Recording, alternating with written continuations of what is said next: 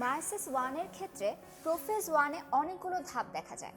কয়েকটা ধাপের মধ্যে প্রথম ধাপটাই হচ্ছে লেপ্টোটিন। এখন আমরা দেখব লেপ্টোটিন ধাপের মধ্যে আসলে কি কি ঘটে। এই চিত্রটার দিকে যদি আমরা তাকাই, এখানে আমরা দেখতে পাচ্ছি যে ক্রোমোজোমগুলো রয়েছে এগুলো অনেক চিকন সুতার মতো অবস্থায় রয়েছে।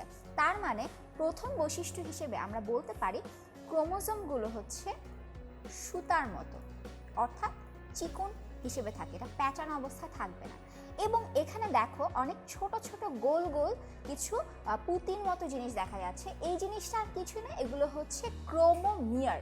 তার মানে আমরা এখানে দেখতে পাচ্ছি এখানে থাকবে ক্রোমোমিয়ার। এবং যেটা ঘটে, এই যে নিউক্লিয়াসের বাহিরে যে নিউক্লিয়ার মেমব্রেন সেটা কিন্তু এখনো বিদ্যমান। এই ক্রোমোজোমগুলা একটা দিকে গিয়ে ধীরে ধীরে জমা হতে থাকে, তখন দেখতে এটাকে একটা তোড়ার মতো মনে হয়। এই জন্য কিন্তু এটাকে অনেক সময় বুকে বলা হয়। আমরা ফুলের তোড়া অনেক সময় দেখেছি, ঠিক সেরকম দেখা যায়। এই ক্রোমোজোমগুলো এখানে ধীরে ধীরে আস্তে আস্তে জমা হতে থাকে, একটা নির্দিষ্ট দিকে জমা হতে থাকে। এবং যেই সেন্ট্রোমিয়ারগুলো ছিল, সেই সেন্ট্রোমিয়ারগুলো এর পরের ধাপগুলোতে ধীরে ধীরে স্পষ্ট হতে থাকবে।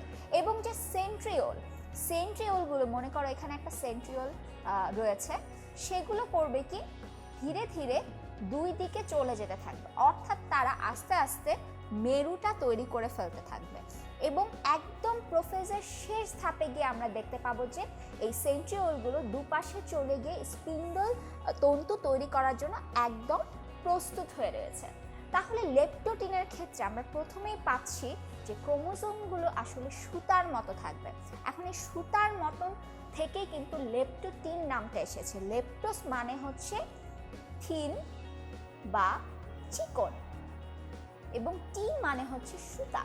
তার মানে লেপ্টোটিনে অবশ্যই চিকন সুতার মতো ক্রোমোজোম দেখবো, এবং দেখবো হচ্ছে ক্রোমোমিয়ার। এবং এখানে কিন্তু পানি বিয়োজন ঘটতে থাকবে। পানি বিয়োজন ঘটার ফলে কি হবে, এই ক্রোমোজোমগুলো ধীরে ধীরে একটু একটু করে মোটা হতে থাকবে, এবং ক্রোমোজোমগুলো নিউক্লিয়াসের এক প্রান্তে গিয়ে একটা ফুলের তোড়ার মতো অংশ গঠন করতে থাকবে। এবং এর পরেই শুরু হবে হচ্ছে জাইগোটিক পর্যায়।